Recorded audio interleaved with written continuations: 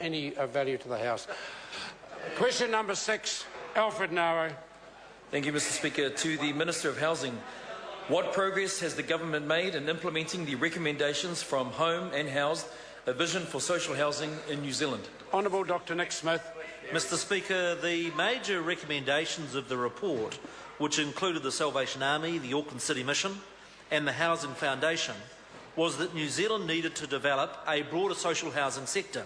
Its 19 recommendations included growing the community social housing sector to 20%, transferring the housing needs assessment from Housing New Zealand to the Ministry of Social Development, enabling access of the income-related rent subsidy to community housing providers, and introducing new tenancy agreements focused on providing support to those with the highest need for the duration of that need. Good progress is being made on all those recommendations, with funding changes in Budget 2013 and the Social Housing Reform Bill now before the Select Committee. Supplementary question, Alfred Ngaro. How much new funding is the government putting into implementing the changes recommended in the Vision for Social Housing report? Honourable Dr Nick Smith. Mr Speaker, $139 million has been set aside for the Social Housing Fund.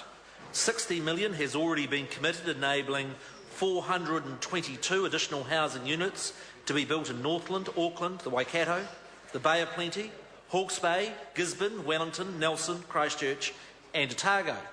$31 million has been budgeted for the transfer of housing needs assessment to the Ministry of Social Development and for extending income-related rent subsidies to community housing providers.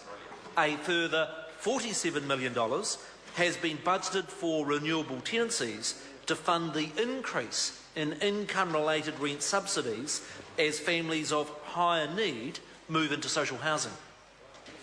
Supplementary question, Alfred Ngaro. What changes is Housing New Zealand making to the management of its housing stock in response to the Vision for Social Housing report?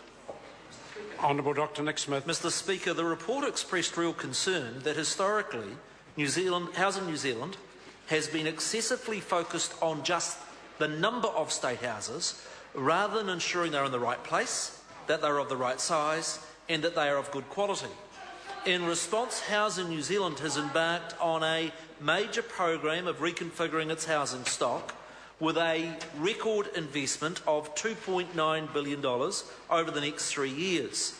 This involves insulating every state house capable of being insulated, an initiative taken by my predecessor, Phil Heatley, spending $377 million on adding 3,000 additional bedrooms on existing houses and building 500 new infill housing in Auckland, as well as the massive program of rebuilds and replacement in Christchurch.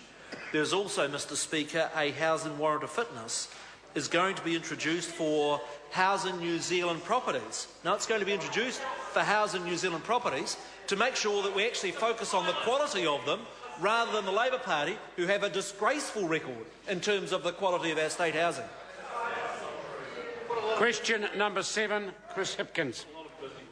Mr Speaker, my question is to the Minister of Education. Does she stand by all of her decisions as Minister